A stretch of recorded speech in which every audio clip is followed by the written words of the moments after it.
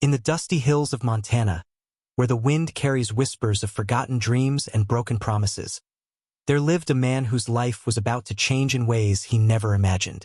This is the story of Samuel Wright, a farmer whose calloused hands had known nothing but failure, whose bank account had seen nothing but red numbers, and whose future seemed as barren as the land he could barely afford to keep. But sometimes, when hope seems lost forever, the earth itself holds secrets that can turn a beggar into a king, a failure into a legend, and a simple farm into the stage for one of the most extraordinary discoveries in American history. The morning sun cast long shadows across the Wright family farm, but Samuel couldn't appreciate its beauty. He stood on his front porch, holding a letter that might as well have been his death sentence. The Montana First National Bank had finally run out of patience. After 3 years of missed payments, failed harvests, and empty promises, they were foreclosing on the 200-acre property that had been in his family for 4 generations. His grandfather had built the farmhouse with his own hands in 1923. His father had worked the land through the Great Depression, and now Samuel was about to lose it all because he couldn't make the mortgage payments that seemed to grow larger every month while his crops grew smaller. The letter was cold and formal, written in the kind of legal language that made failure sound dignified. Final notice of foreclosure proceedings. It read in bold letters that seemed to mock him. Property to be sold at public auction on September 15, 1987. That gave him exactly 30 days to come up with $47,000, a sum that might as well have been $47 million for all the chance he had of raising it. His wife Martha had stopped speaking to him about the financial situation weeks ago, not out of anger, but out of a kind of resigned sadness that hurt worse than any argument ever could. Their 2 children, Emma and Jake, were too young to fully understand what was happening, but they could feel the tension that filled their home like smoke from a fire that couldn't be put out. Samuel had tried everything. He'd applied for loans at every bank within 100 miles, only to be turned down because his credit was shot and his collateral was worthless. He'd considered selling his farming equipment, but it was so old and worn that it wouldn't bring in more than a few $1,000s. He'd even swallowed his pride and asked his brother-in-law for help, only to be told that times were tough for everyone and there just wasn't any money to spare. The truth was, Samuel Wright was out of options, out of time, and very nearly out of hope. The irony wasn't lost on him that the very bank foreclosing on his property was the same institution his grandfather had helped establish when he first settled in Mineral County. Montana First National had been built with money from local ranchers and farmers, people who understood that the land was unpredictable and that sometimes good people needed a helping hand to get through the bad years. But those days were gone, replaced by corporate policies and profit margins that didn't account for 4 generations of sweat and blood poured into Montana soil. As Samuel walked across his property that morning, kicking at the hard-packed earth that had refused to yield a decent crop for 3 consecutive seasons, he tried to imagine strangers living in his house, strangers working his land, strangers who would never understand the history written in every fence post and irrigation ditch. The drought of 1985 had been the beginning of the end, followed by an early frost in 1986 that had killed his winter wheat, and then the flooding in the spring of 1987 that had washed away what little hope he had left for that year's harvest.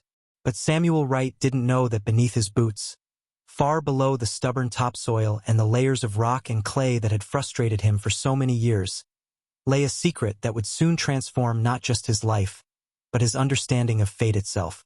He didn't know that the same geological forces that had made his land so difficult to farm had also created something extraordinary, something that had been waiting in the darkness for over 1,000,000 years, something that would soon make him one of the wealthiest men in Montana.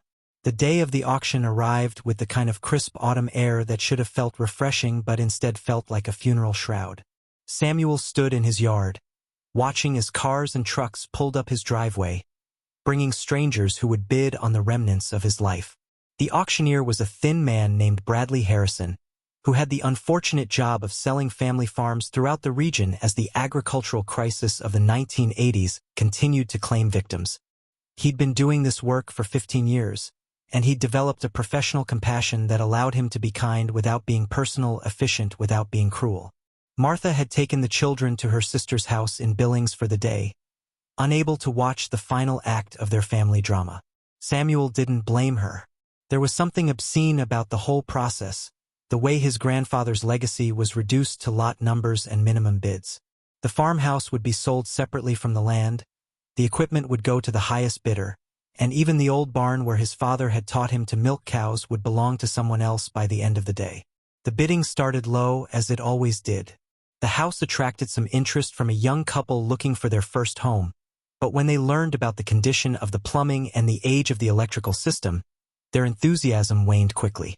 The farming equipment went for less than Samuel had hoped, bought mostly by neighboring farmers who needed spare parts more than working machinery.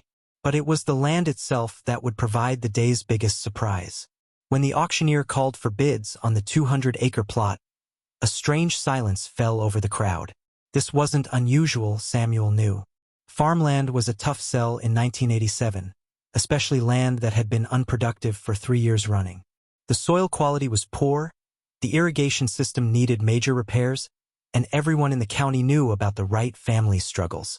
The auctioneer started with a bid of $25,000 and waited.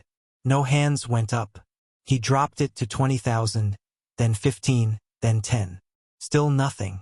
This was the moment Samuel had been dreading. The moment when it would become clear to everyone present that his family's legacy was worth less than the debt secured against it. But then something unexpected happened. A voice from the back of the crowd called out, $1. The auctioneer looked confused, asking the man to repeat his bid. $1, the voice said again, clearer this time.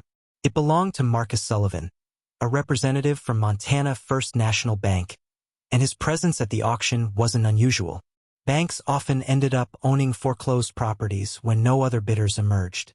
What was unusual was that Sullivan seemed almost nervous as he made his bid, glancing around the crowd as if he expected someone to challenge him. But no one did. The other farmers in attendance knew a lost cause when they saw one, and they weren't about to throw good money after bad on land that had already proven itself unworkable. The auctioneer, following standard procedure, asked twice more for competing bids, but the silence stretched on until he finally brought down his gavel. Sold to Montana First National Bank for $1. Samuel felt something die inside him as he heard those words. $1. For generations of Wright family history, sold for the price of a candy bar. It was the kind of insult that would have made his grandfather reach for his hunting rifle, the kind of humiliation that his father would never have lived down. But Samuel Wright was too tired to be angry, too defeated to feel anything but a hollow sadness that seemed to echo in his chest like wind through an empty barn. What Samuel didn't know, what no one at that auction knew except for Marcus Sullivan, was that the bank's geological survey had revealed something extraordinary about the Wright property. 3 months earlier, Sullivan had commissioned a comprehensive soil analysis as part of the bank's standard foreclosure procedure, hoping to determine the land's true market value. The initial report had been routine, confirming what everyone already knew about the poor soil quality and drainage problems. But buried in the technical appendices was a single line that had caught Sullivan's attention. Subsurface anomalies detected at depths of 30 to 50 feet suggest possible mineral deposits.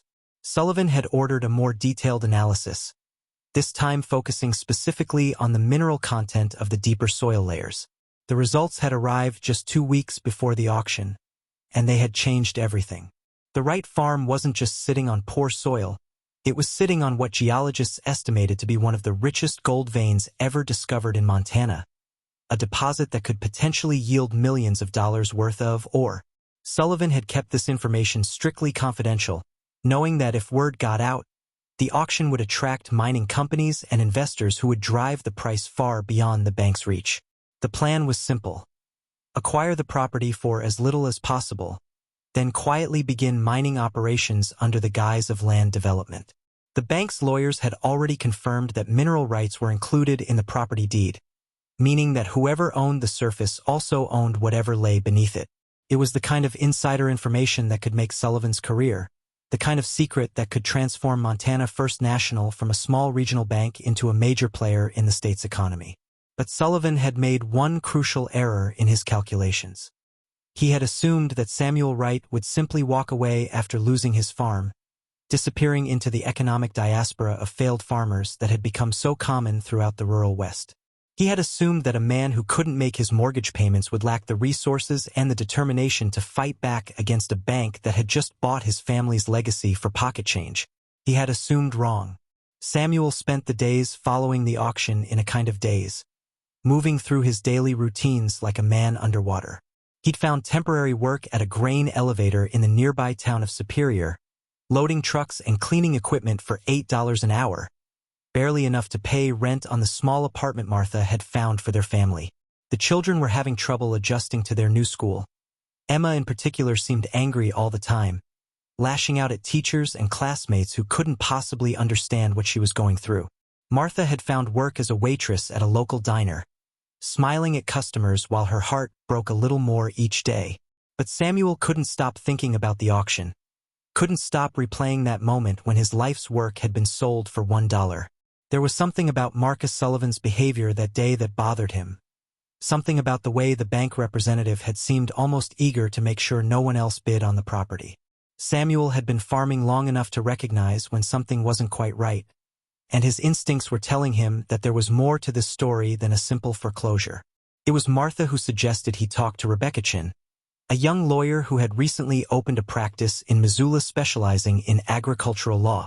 Rebecca had grown up on a ranch herself and understood the unique challenges facing Montana farmers. More importantly, she had a reputation for taking on cases that other lawyers wouldn't touch, especially when they involved powerful institutions taking advantage of working people. Samuel was reluctant to spend money they didn't have on legal fees they couldn't afford, but Martha pointed out that they had already lost everything. What was the worst that could happen? Rebecca Chun listened to Samuel's story with the kind of attention that he hadn't received from anyone in months. She asked detailed questions about the foreclosure process, the auction itself, and especially about Marcus Sullivan's behavior. When Samuel mentioned the bank representative's nervousness and his apparent eagerness to prevent other bidders, Rebecca's eyes lit up with the kind of professional interest that suggested she was onto something significant. "I want you to understand," Rebecca told Samuel during their second meeting, "that what I'm about to suggest is going to be expensive, time-consuming, and there's no guarantee of success. But if my suspicions are correct, your family might have been the victim of something much worse than a simple foreclosure." She explained that Montana law required banks to make good faith efforts to get fair market value for foreclosed properties, and that deliberately suppressing bidding or concealing information about a property's value could constitute fraud. Rebecca's investigation began with a formal request for all documents related to the right foreclosure, including any geological or environmental surveys commissioned by the bank. Sullivan's response was swift and aggressive, claiming that such information was proprietary and protected by banking regulations. This response only confirmed Rebecca's suspicions that the bank was hiding something significant. She decided to approach the problem from a different angle, filing a separate request with the Montana Department of Environmental Quality for any mining permits or exploration licenses that had been applied for in Mineral County over the past year. The results were explosive. Montana First National had applied for preliminary mining permits on the right property just 1 week after the auction, claiming they wanted to explore potential mineral deposits on land they had recently acquired through standard banking operations. The permit application included geological surveys that valued the potential gold deposits at somewhere between $50 and $75 million, making it one of the most valuable mineral discoveries in Montana history. Rebecca immediately filed a motion to set aside the auction results, arguing that the bank had committed fraud by concealing material information about the property's value. She also filed a separate lawsuit seeking damages for the Wright family, claiming that they had been deliberately deceived and deprived of their rightful inheritance. The legal papers were served on Sullivan personally, and according to the process server, the bank representative's face had gone completely white when he realized what was happening. The story broke in the Montana Standard 3 days later, under a headline that read "Bank Accused of Gold Rush Fraud in Farm Foreclosure." The article detailed the allegations against Montana First National and included interviews with geological experts who confirmed that the Wright property was sitting on what could be the richest gold vein discovered in the state since the 1800s. The story was picked up by newspapers across the region, then by national news services, turning Samuel Wright from a failed farmer into a symbol of corporate greed and small-town corruption. Marcus Sullivan's first instinct was to deny everything, claiming that the bank had acted in good faith and that any geological surveys were routine procedures conducted after the property acquisition.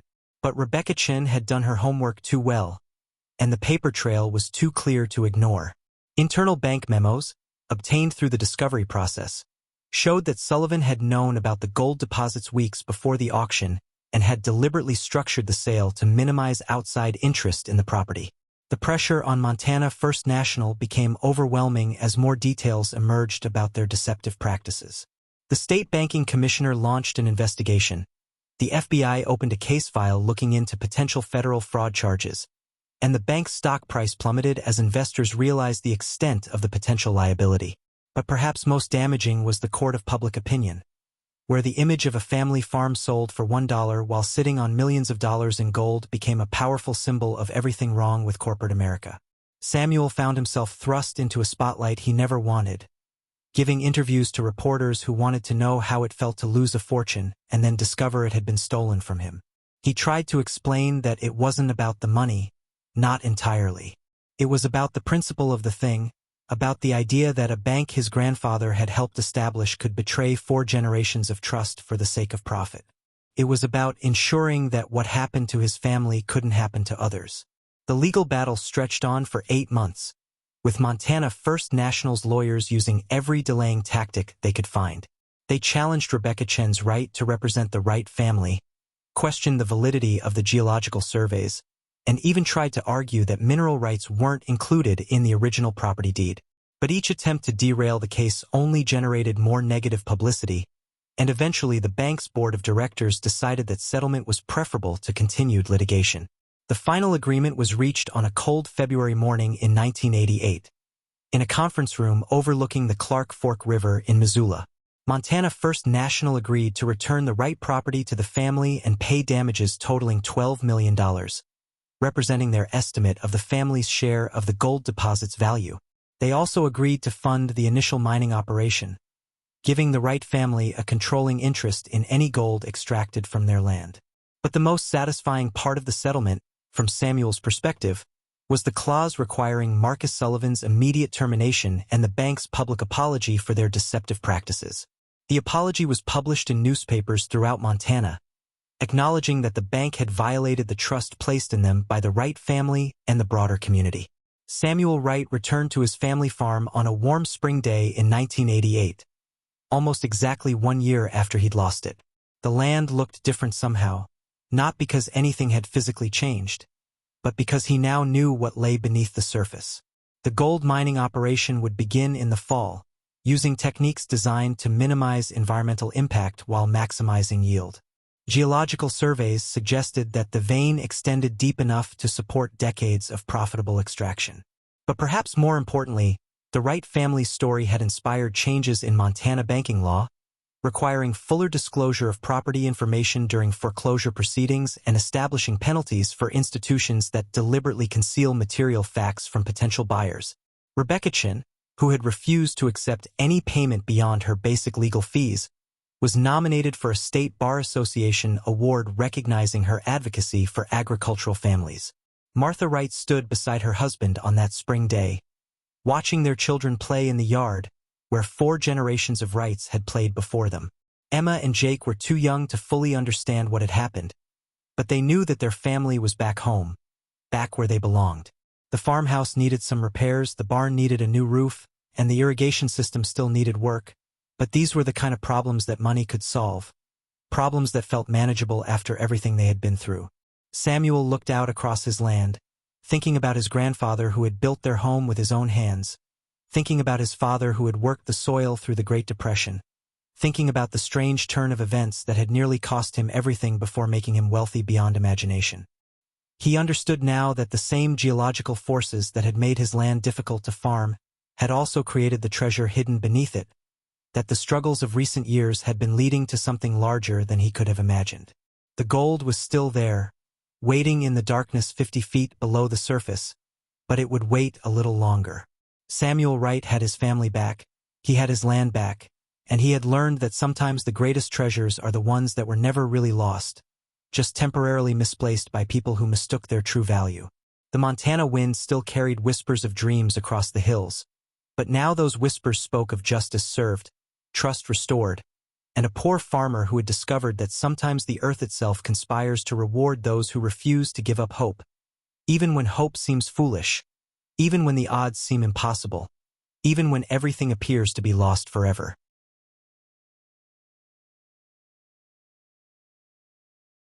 The years that followed would prove that Samuel Wright's story was more than just a tale of one family's triumph over corporate greed. It became a legend that spread throughout Montana and beyond, inspiring other families who had lost their farms to fight back against institutions that had betrayed their trust. The Wright case established legal precedents that would protect rural families for generations to come, ensuring that what happened in that dusty auction yard could never happen again. Samuel chose to keep farming even after the gold mining operation began generating millions in revenue. He said the land had been good to his family for 4 generations, and he intended to keep faith with it for as long as he lived. The mining was done carefully, with environmental protections that went far beyond what the law required, because Samuel understood that wealth meant nothing if it came at the cost of destroying the earth that had given it to them. Marcus Sullivan disappeared from Montana shortly after his termination from the bank, reportedly moving to Nevada where he took a job with a small credit union under a different name. Some say he still wakes up in cold sweats, thinking about the fortune that slipped through his fingers because he underestimated the determination of a poor farmer who refused to accept defeat. Montana First National never recovered from the scandal, eventually being absorbed by a larger regional bank whose first act was to establish an ethics committee and implement strict policies regarding property disclosures. Rebecca Chen's law practice flourished as word spread about her victory in the Wright case. She became the go-to attorney for agricultural families throughout the Northwest, helping dozens of farmers navigate complex legal battles with banks and corporations. She never forgot the lesson she learned from Samuel Wright, that sometimes the most important battles are fought not for money or property, but for the principle that ordinary people deserve to be treated with honesty and respect. Emma and Jake Wright grew up knowing they were part of something special, not just because of the wealth that the gold had brought their family, but because of the courage their parents had shown in fighting for what was right. Emma became a geologist, fascinated by the Earth's ability to hide treasures in the most unlikely places. Jake followed his father into farming, working land that had been transformed from a symbol of failure into a testament to perseverance. Martha Wright often said that losing the farm was the best thing that ever happened to their family, because it taught them what really mattered and showed them that they were stronger than they had ever imagined. She kept the foreclosure notice framed in their kitchen, not as a reminder of their darkest hour, but as proof that even the worst circumstances can lead to unexpected blessings. Rebecca Chen's law practice flourished as word spread about her victory in the Wright case. She became the go-to attorney for agricultural families throughout the Northwest, helping dozens of farmers navigate complex legal battles with banks and corporations. She never forgot the lesson she learned from Samuel Wright, that sometimes the most important battles are fought not for money or property, but for the principle that ordinary people deserve to be treated with honesty and respect. Emma and Jake Wright grew up knowing they were part of something special, not just because of the wealth that the gold had brought their family, but because of the courage their parents had shown in fighting for what was right. Emma became a geologist, fascinated by the Earth's ability to hide treasures in the most unlikely places. Jake followed his father into farming, working land that had been transformed from a symbol of failure into a testament to perseverance. Martha Wright often said that losing the farm was the best thing that ever happened to their family, because it taught them what really mattered and showed them that they were stronger than they had ever imagined. She kept the foreclosure notice framed in their kitchen, not as a reminder of their darkest hour, but as proof that even the worst circumstances can lead to unexpected blessings. The gold mine continued to produce for 27 years, generating enough wealth to secure the Wright family's future for generations while funding scholarships for agricultural students and supporting conservation efforts throughout Montana. But locals say the real treasure was never the gold itself, but the reminder it provided that the earth keeps its own secrets, that justice sometimes comes from the most unexpected places, and that a person's true wealth is measured not in what they own, but in what they're willing to fight for. Samuel Wright died peacefully in 2019 at the age of 78, surrounded by children, grandchildren, and great-grandchildren who had heard his story countless times but never tired of hearing it again.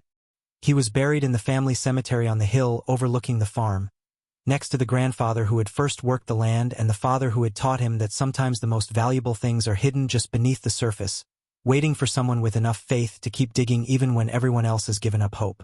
Today, visitors to Mineral County can still see the Wright farm, still operating after more than a century, still producing crops on land that once seemed worthless but turned out to hold one of the greatest treasures in Montana history.